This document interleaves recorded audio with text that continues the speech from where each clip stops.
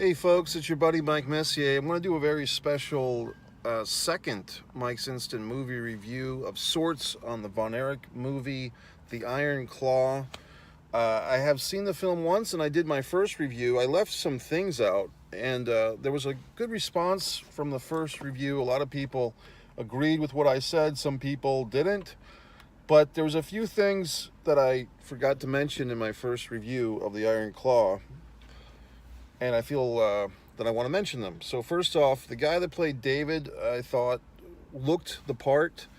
There's been so much talk about how, the guy playing Kerry Von Erich, I believe his name is Jeremy Allen White. I haven't seen him before. It appears that he has a pretty good career going for himself. I've never seen Jeremy Allen White. I think he had a decent enough face for Kerry, but he was probably smaller than I even thought. He was probably in real life 5'8", maybe 160 pounds.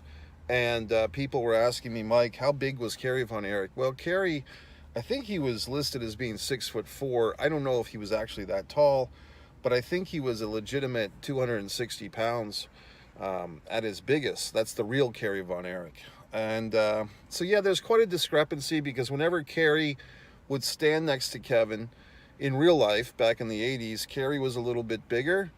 Probably 15 to 20 pounds bigger. Kevin was no small guy either. In fact, if you've seen the pictures of Kevin Von Erich with the actor who played him, Zac Efron, Kevin Von Erich is still bigger at age 60-something than Zac Efron, who's probably about 40 years old. I do think Zac Efron did a very good job, even a great job. I would say Academy Award nominatable for his portrayal of Kevin. And I think another thing that I wanted to mention in my review that I might have forgotten, this movie really is Kevin Survives. That's the movie, that's the Von Erich Iron Claw movie in 2 words, Kevin Survives.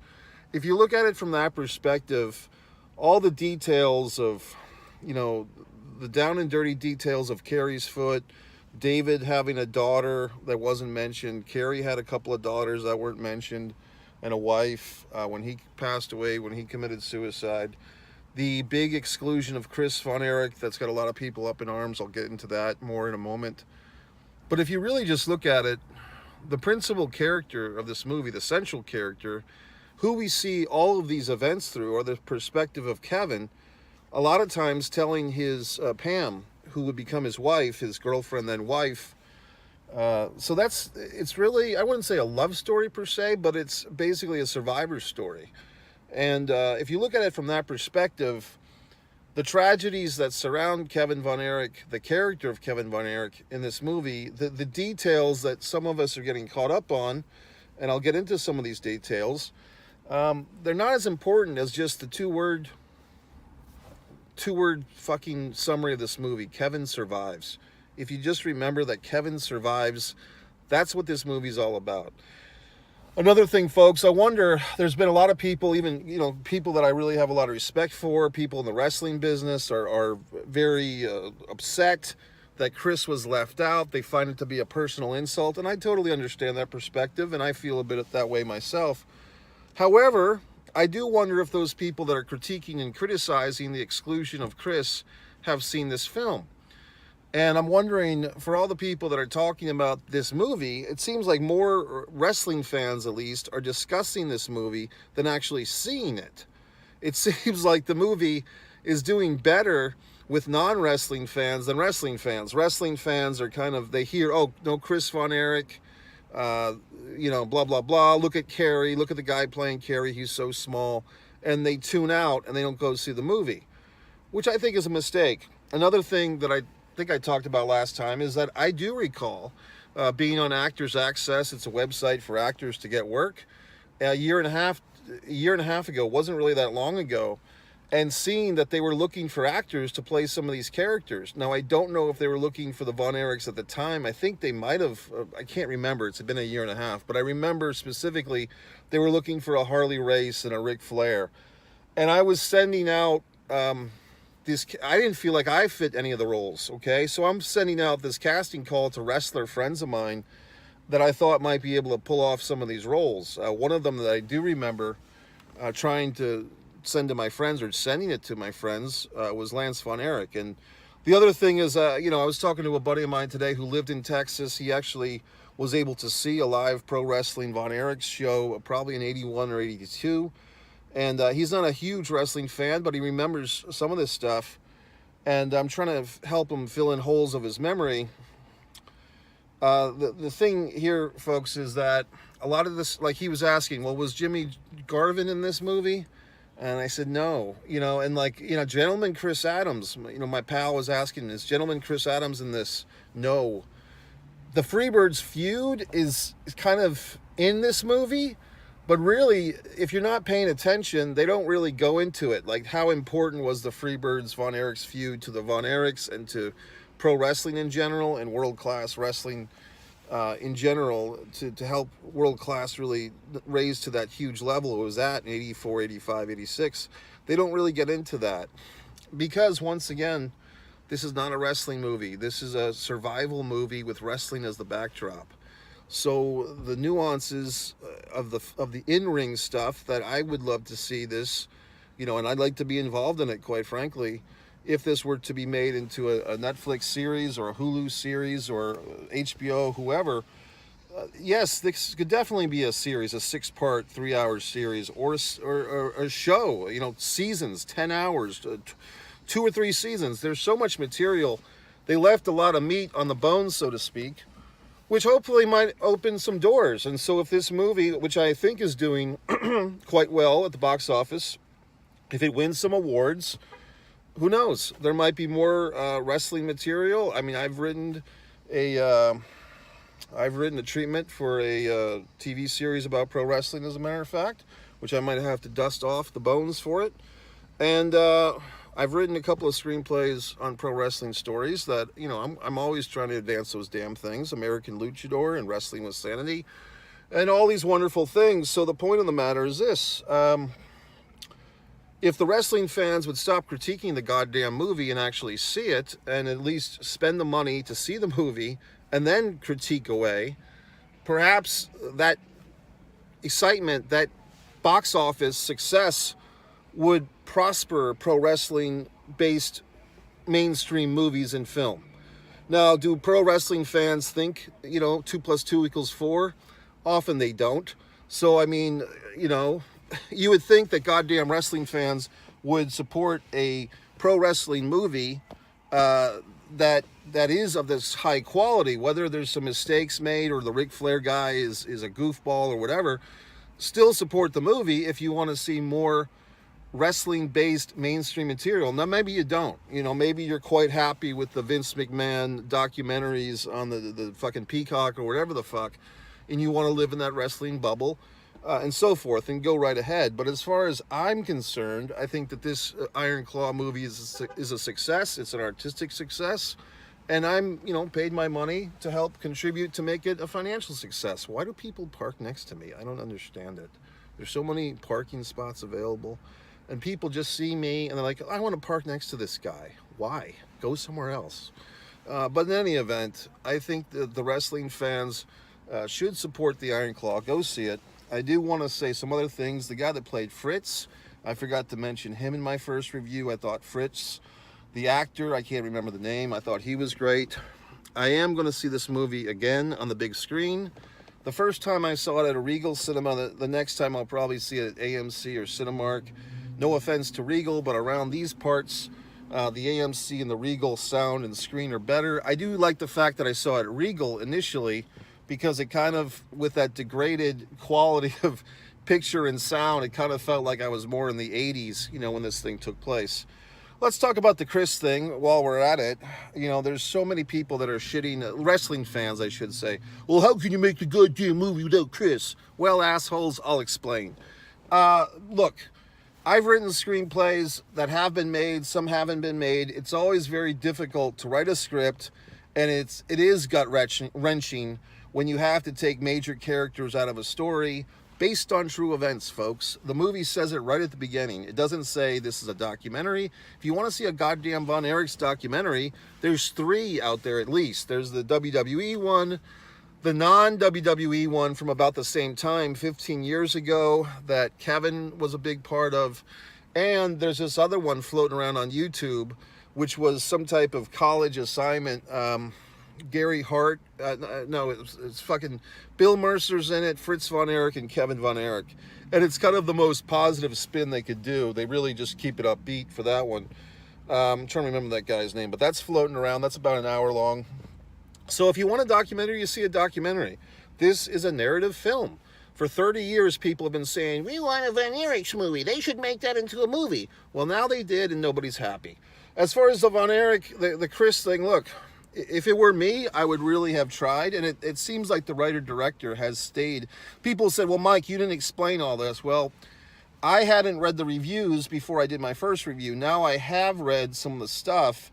The writer-director basically says he had a draft of this script that he had for 5 years that had Chris in it, but as they were getting further along in the process, he really felt like the Chris character and the eventual suicide of Chris would weigh the movie down and be too much to handle.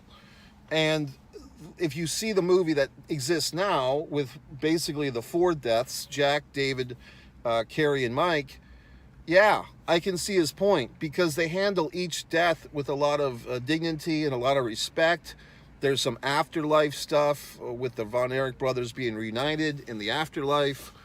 A scene that was, I think, really difficult to pull that off without it being cheesy, but they did. So I think that I just have to step back as one writer to another, and obviously this guy is more successful than I am. You don't need to remind me of fucking that. But I have written scripts that have been made, and I can say, this guy, I have to respect his artistic choice. See, an artisan like myself, who I just created this wonderful painting today, I can respect the creative choice of another artiste, okay?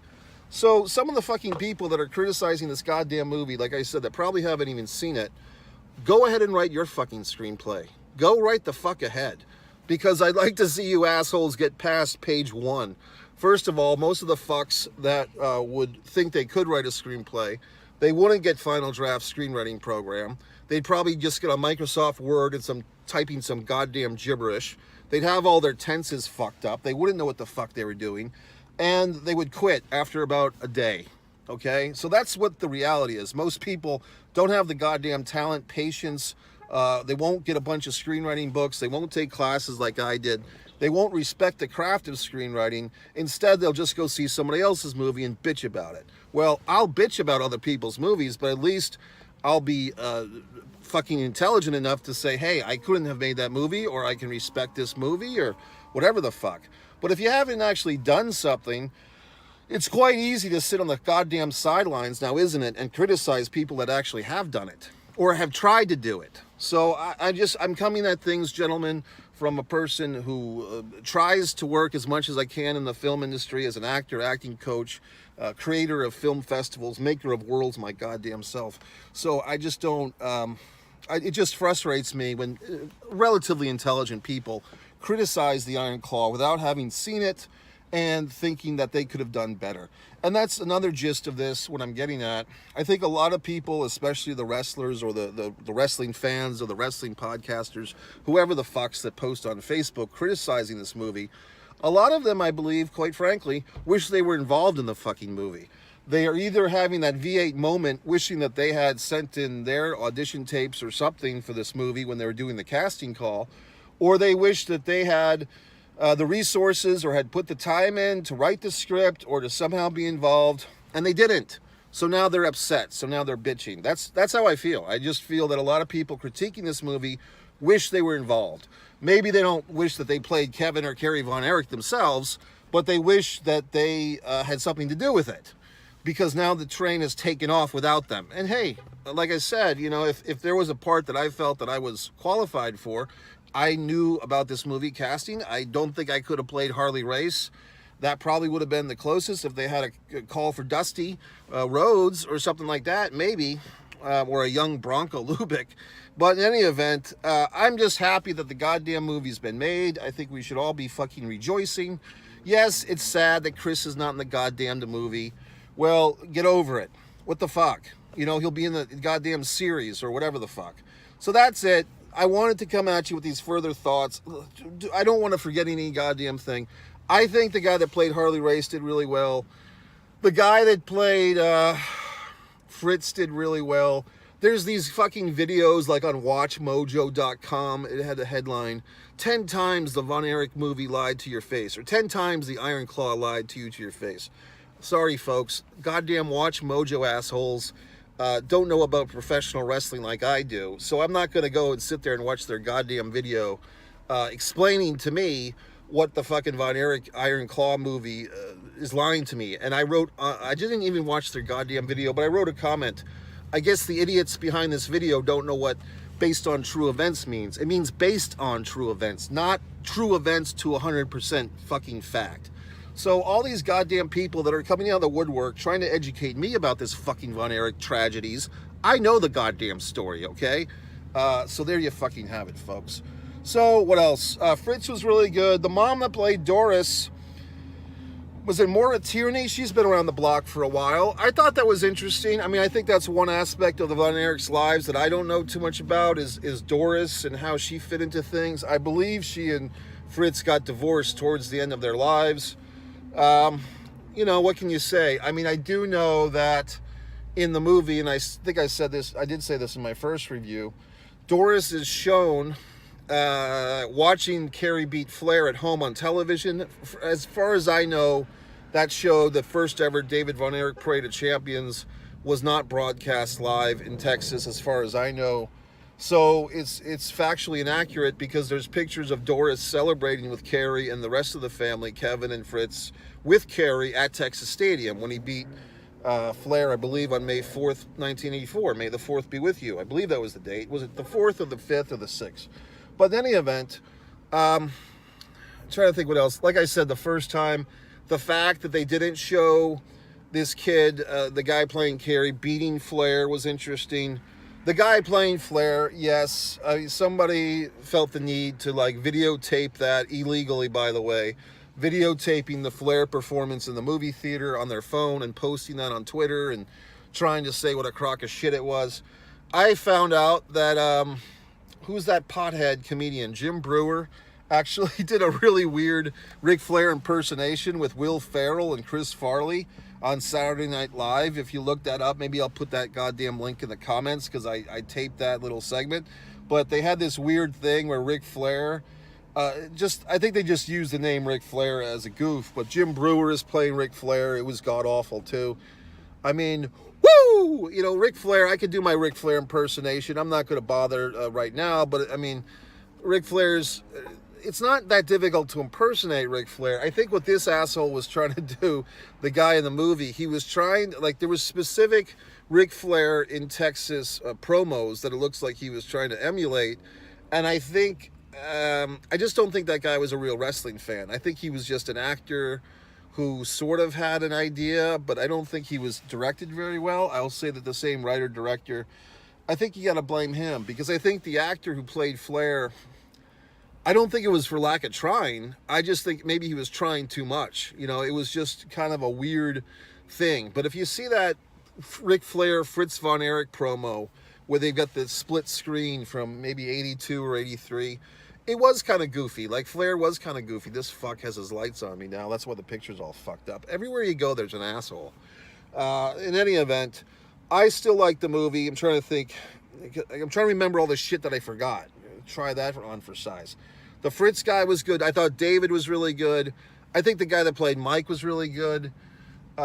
Yes, there is no Chris Adams. There is no Jimmy Garvin. And I guess one thing that's frustrating me, gentlemen, is I'm talking to people that seem to have an interest or an opinion on this movie, but they haven't seen it. So it's just kind of frustrating because, well, is this in the movie? Is that in the movie? Oh, the movies must suck because they don't have this in it. Oh, they don't have Jimmy Garvin and Chris Adams in the fucking Valet for a Day match? Well, fuck, I'm not going to go see the movie then. Like I said, Kevin survives. That's the whole goddamn gist of the movie, the Von Erich Claw. So if you look at it from that perspective, if you go see it again, a second time, I think there's probably even streaming services that have it by now. I'm going to go see it on the big screen once again. Going to wrap this thing up, gentlemen. If you have further comments or questions, I might do a third video on this. If anyone wants to co-host a Von Erich thing, leave your email in the fucking comments, and I might call upon you to co-host of Von Erich panel with me. Have a happy 2020.